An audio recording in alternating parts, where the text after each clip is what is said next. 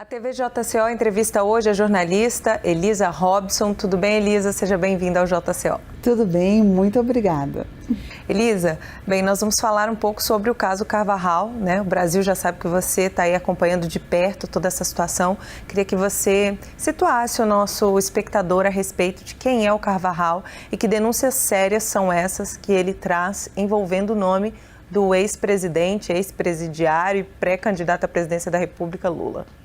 Sim, Hugo El Pollo Armando Carvajal, como ele é conhecido quase que oficialmente, ele foi um ex-general chavista, né, que ficou 10 anos trabalhando e coordenando a inteligência do governo, tanto de Hugo Chávez e ainda uma parte do governo de Nicolás Maduro. Ele acompanhou todo o processo de relacionamentos que Hugo Chávez tinha, né, e também de Maduro, incluindo relacionamentos com a esquerda internacional, principalmente da América do Sul, e com relações muito perigosas, que eram as relações com as Farc e grupos terroristas, incluindo o Hezbollah. Então ele esteve assim enxergando por cima esse labirinto todo que foi montado em termos de inteligência, de comunicação, de relacionamentos, e também, principalmente, de financiamento de grupos políticos, né? E ele traz isso à tona, trouxe isso agora em 2021, especialmente, em forma de denúncias, falando que que aconteceram muitos financiamentos ilegais, né? Sobretudo de lideranças políticas que chegaram ao poder no nosso continente. Então, em vários países da América do Sul, né, ele aponta que o poder foi praticamente sequestrado, os governos foram sequestrados porque personalidades como, por exemplo, Cristina Kirchner chegou ao poder na Argentina em função do financiamento ilegal que era feito através da estatal petroleira deles, a PDVSA, mais o narcotráfico. E dentro de todo esse sistema de patrocínio, né, ilegal destes governos, ele citou nominalmente várias lideranças importantes, incluindo o ex-presidente Lula, né, como um dos beneficiários, e que não só ele, toda a estrutura em volta dele, a estrutura de esquerda, segundo as denúncias de Carvajal, foram todas financiadas dessa forma que é absolutamente ilegal, né? Então, esse, na verdade, é o cerne, né, de tudo que envolve hoje as denúncias do Carvajal, que está em Madrid, na Espanha, porque ele também fez essa conexão com o governo que está hoje, enfim, né, no poder lá na Espanha, e igualmente na Itália também apareceram essas conexões. Inclusive, você esteve recentemente na Espanha para acompanhar esse caso, né? Você relatou nas suas redes sociais que você não pode comentar muita coisa, que já está na mão das autoridades, mas eu queria saber o que você poderia comentar para a gente a respeito dessa sua viagem, se você enfrentou algum risco, alguma resistência, o que você pode trazer para a gente de antemão a respeito dessa sua viagem para saber mais a respeito do caso Carvajal. Sim, eu fui para a Espanha e fui para Madrid depois de quase um ano trabalhando aqui do Brasil, né, à distância, fazendo pesquisas e ligações sobre as informações que cercavam este caso. Depois de todo esse trabalho, né, de muitos meses acompanhando essa história, eu decidi ir pessoalmente à Espanha para coletar, né, lá no local onde está preso o Carvajal, coletar mais informações sobre este caso, porque, primeiro, que eu não via ninguém do Brasil, né, sobretudo autoridades que poderiam ir, né, atrás dessas informações, não vi ninguém do Brasil procurando esse aprofundamento. Então eu tomei essa decisão de ir, foi uma viagem de risco, porque eu não fui com nenhum aparato de segurança e muito menos proteção governamental. Eu fui de forma independente. Tá? Eu fui, inclusive contei com o apoio, né, de seguidores, de amigos, para que eu conseguisse, né, ir até lá e fazer o trabalho. Chegando lá na Espanha, especificamente em Madrid, eu comecei um trabalho então de levantamento de informações, fui atrás das fontes das quais eu já tinha estudado, que poderiam me ajudar com com alguns dados que eu considerava muito importantes, que precisariam ser levantados. Então, chegando lá na Espanha, eu comecei o trabalho mesmo de investigação jornalística. Eu procurei endereços, telefones, contatos, me encontrei com as fontes e também com as pessoas que estão ali fazendo a assessoria desse caso, né, como os próprios advogados, né, do Carvajal, a própria familiares dele. Né? Então eu fui atrás dessas pessoas chaves que pudessem me dar algumas respostas, né, que eu tinha, que ainda estavam em abertas, apesar de toda a investigação que eu já tinha feito. Eu procurei essas respostas lá. Consegui respostas muito importantes, inclusive o fato de ir pessoalmente à prisão onde ele estava. São informações sensíveis, são informações que são segredos de Estado, né? Então, para que eu também conseguisse essas informações, eu precisei dar a minha palavra para o próprio Carvajal de que primeiro eu levaria essas informações a algumas autoridades competentes aqui no Brasil e enfim, depois num próximo momento a gente compartilharia tudo isso, justamente porque elas são informações, né, bombásticas e realmente de grande peso e que vão impactar o destino do país. Inclusive, a gente não tem visto movimentação das autoridades brasileiras em relação a esse caso desde que ele explodiu, né? Eu queria que você comentasse um pouquinho como é que as autoridades de outros países estão reagindo a essas denúncias desde que elas começaram. Isso é muito importante, porque é o seguinte, o Brasil, todos os brasileiros têm acompanhado, são muitos meses, né, o desenrolar dessa história. E nós não vimos aqui, né, as nossas autoridades no Brasil, pelo menos até o momento, reagindo a isso como seria o natural. Né? O que seria isso? Apurar essas denúncias, né? Checar qual é o grau de concretude que elas têm, né? E, enfim, fazer o mínimo, né? Que seria ir lá e ouvi-lo, por exemplo, né? Ou realmente fazer um estudo sobre, né, qual é a consistência dessas denúncias. E ninguém do Brasil fez isso, né? Tanto é que eu fiz esse trabalho de forma independente porque as autoridades não fizeram. Isso foi muito diferente de outros países. Por exemplo, quando o Carvajal cita o movimento 5 Estrelas da Itália, que é um movimento esquerdista, né, que eles têm uma ligação muito estreita com o PT aqui do Brasil, com o Lula, né? Tanto é que este movimento se posicionou quando Lula foi preso lá em Curitiba e eles reagiram e vieram para cá e postaram nas redes sociais, no próprio site do PT tem a manifestação deles. Esse grupo, que é o Movimento 5 Estrelas, foi incluído nas denúncias do Carvajal. Quando isso aconteceu, a Itália enviou promotores públicos até a prisão de Extremeira, né, lá no interior de Madrid, onde eu fui também para coletar essas informações. Ela enviou os promotores para conversar e para fazer levantamento de informações. E isso foi algo assim muito correto, né, o mínimo que o governo precisa fazer.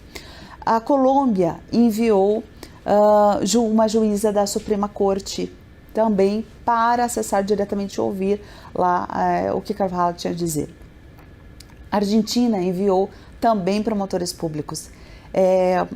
O México também reagiu e também se posicionou, né, com as suas autoridades, sendo ainda que outros países como o Equador tiveram...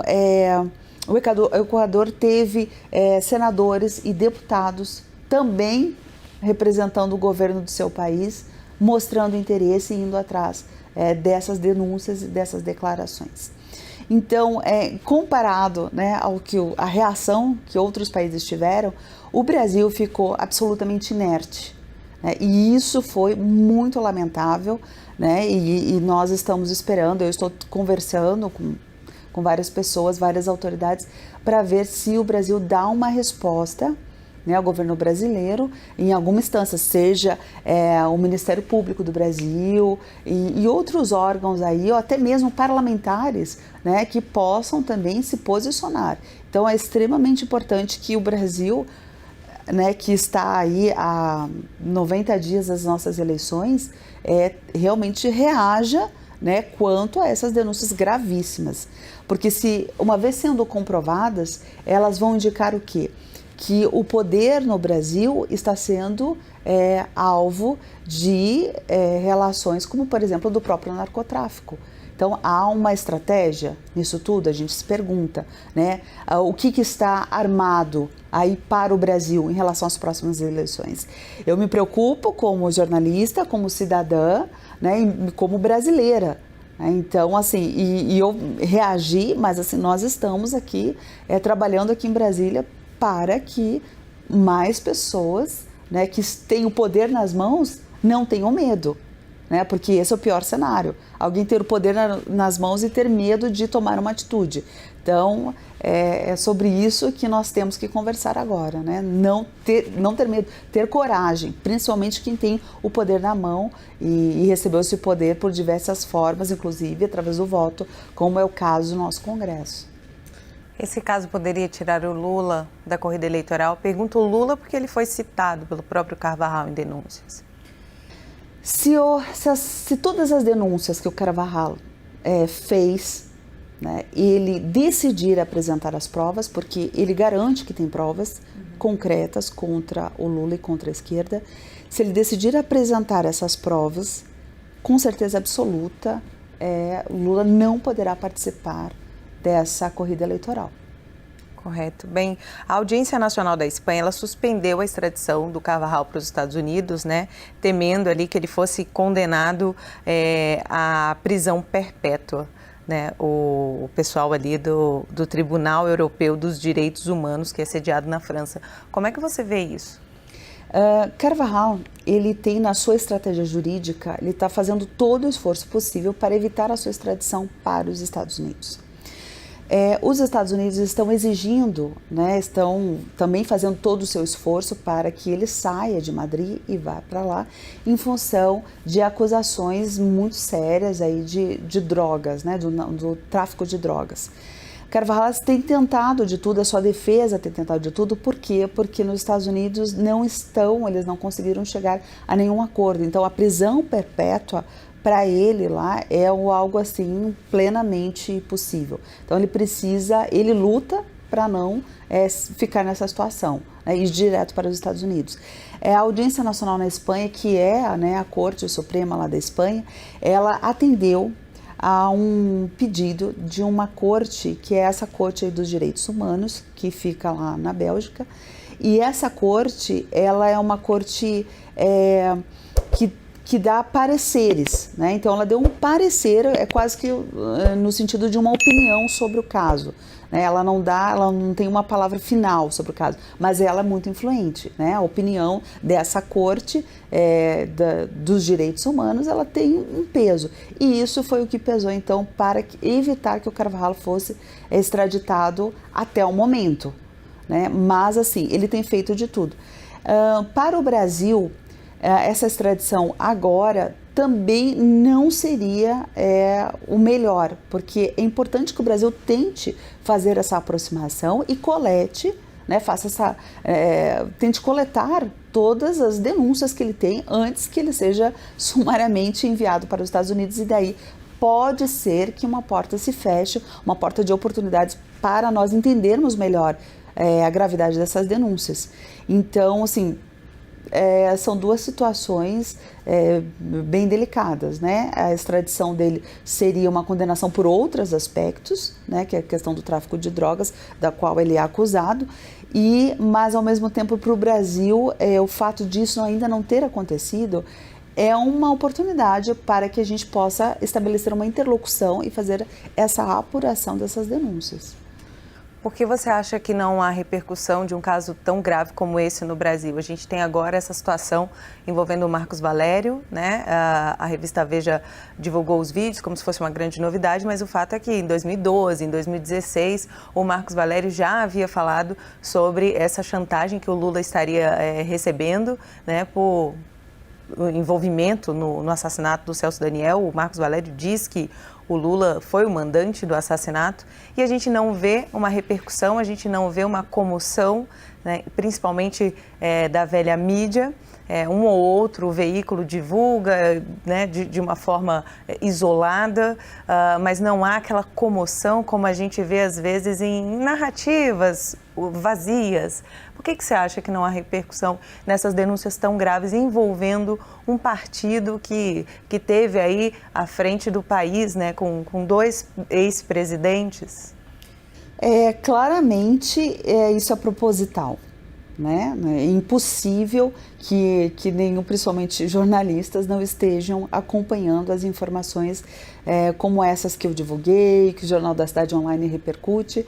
Então, é proposital, é estratégico, e a estratégia que nos parece mais clara é de que há, sim, uma intenção de proteger aí o PT, o próprio ex-presidente, de fatos que são negativos para eles. Então, essa intenção clara, né, evidente, que todo o internauta, toda a sociedade percebe, ela é patente, né? Então, há uma espiral do silêncio, né, que ela é construída aí pela mídia mais tradicional, digamos assim, e que é perniciosa, né?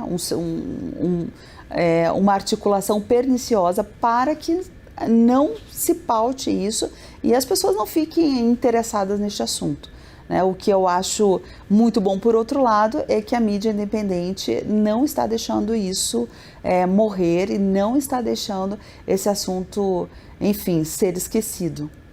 Você comparou essas denúncias do Carvajal e também essas denúncias que ligam o PT ao PCC a um tabuleiro de xadrez. E você disse que é hora de mover as peças com muito cuidado para não errar, né? Na sua opinião, esses movimentos que vão salvar o Brasil, e quem é que move essas peças?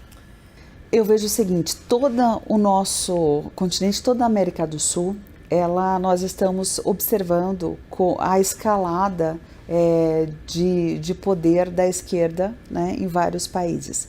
Inclusive de nomes como, por exemplo, o Gustavo Petro, que é o denunciado também pelo Carvajal, e ele alcançou o poder lá na Colômbia, agora recentemente. Ele que foi um ex-guerrilheiro, ele que tem as ligações muito próximas, sempre teve com as próprias Farc. E vários lideranças da esquerda com perfis muito questionáveis, né, inclusive impopulares, chegaram ao poder.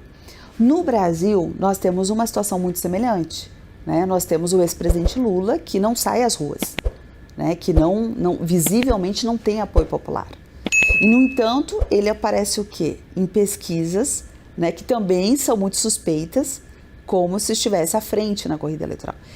Essas informações, somadas às denúncias, somadas a declarações como essa do Marcos Valério, elas estão sendo colocadas, na minha visão, como se fossem peças de um tabuleiro, né? Porque o tabuleiro político, ele é feito disso, né? De declarações, de decisões, de personagens que chegam ao poder, e essas informações todas, elas precisam ser administradas.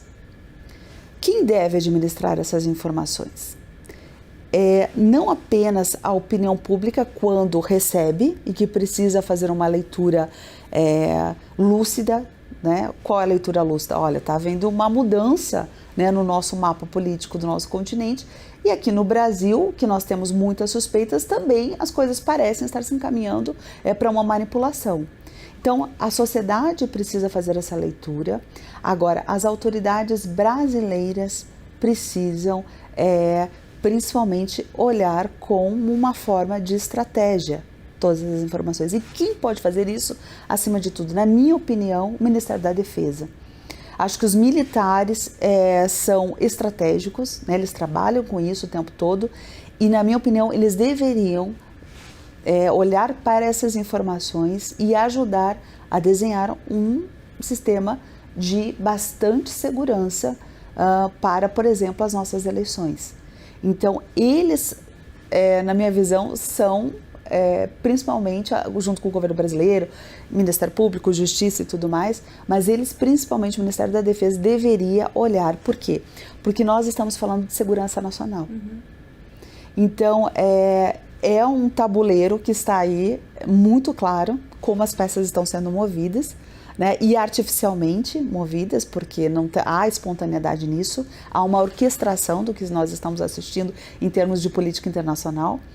E eu vejo como, acho que o Ministério da Defesa, e que já tem se posicionado, né, em relação ao TSE, por exemplo, né, e que é muito bom, né, ele tem tido uma postura correta em relação, fazendo valer, né, a sua presença, né, nas nossas eleições.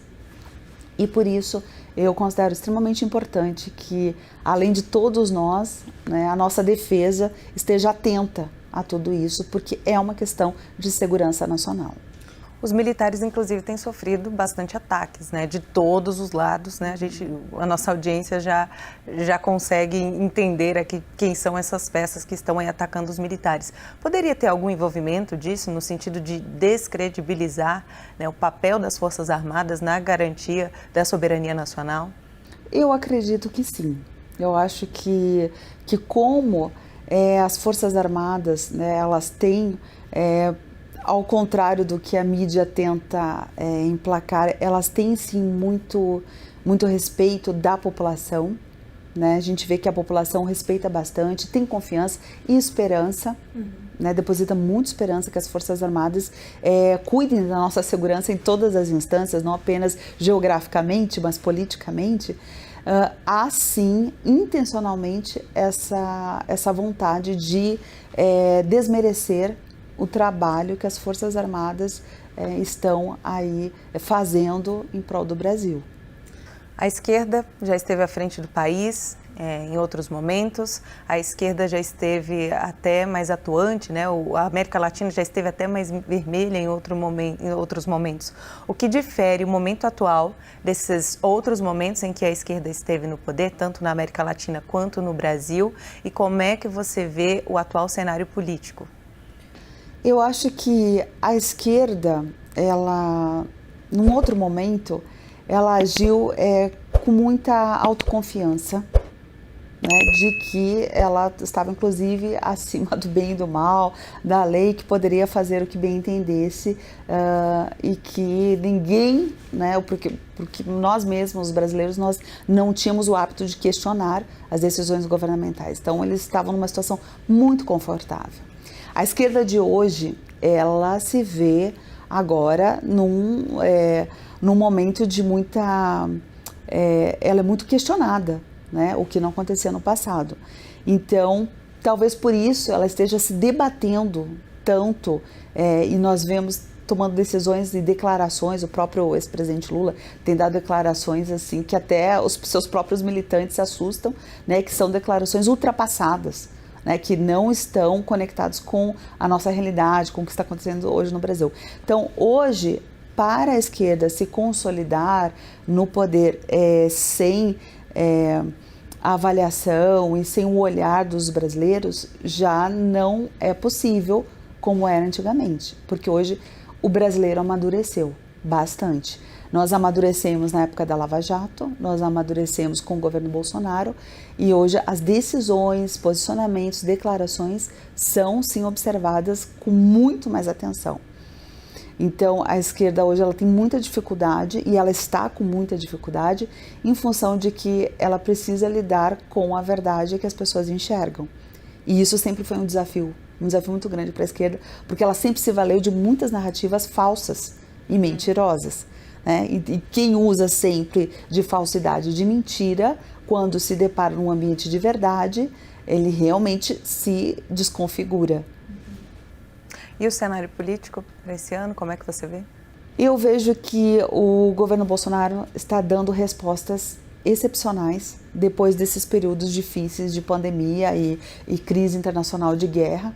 Né? O governo Bolsonaro está dando respostas muito concretas, por exemplo, a questão da economia, né, que atingiu, que foi uma crise global, né, e o Brasil está reagindo, principalmente se comparado aos países vizinhos aqui. Né, o Brasil tem dado respostas excelentes à questão do emprego, né, os 3 milhões de empregos que foram criados, isso está mostrando, os investimentos internacionais, isso está mostrando que o Brasil está no rumo certo e que todo o grupo do governo Bolsonaro, a equipe do governo Bolsonaro, está conduzindo muito bem o nosso rumo. Portanto, me parece muito clara o que vem pela frente em relação a realmente uma aceitação do presidente para a sua reeleição. Está muito evidente.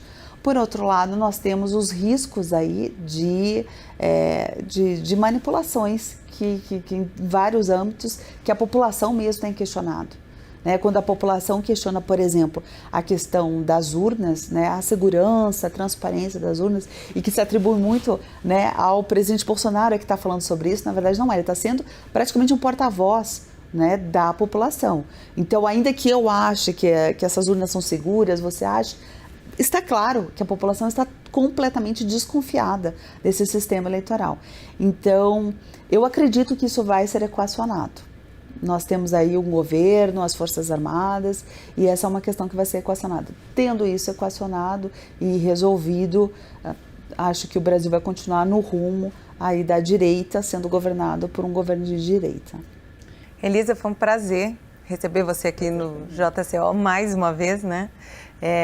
Espero que você, quando puder falar a respeito desse caso, trazer para a gente aqui. Nós estamos acompanhando também, né, com muito carinho e com muita atenção, porque é um caso muito importante para o nosso país, pode definir o rumo do Brasil, da América Latina, quiçá do mundo, né? Já que o Brasil é um país tão importante, né, nesse cenário. Então, muito obrigada por essa entrevista. Obrigada, e vai ser em breve. Em breve, falta bem pouco tempo. Eu vou fazer esse compartilhamento aqui com vocês e, com certeza, o Jornal da Cidade Online. Vamos aguardar ansiosos. Obrigada. Para você que nos acompanhou até agora, obrigada pela sua audiência. Deixe seu like, deixe seu comentário e compartilhe o conteúdo para que outras pessoas também tenham acesso. Com informações de Brasília, Andréa Luiza Matias para a TV JCO.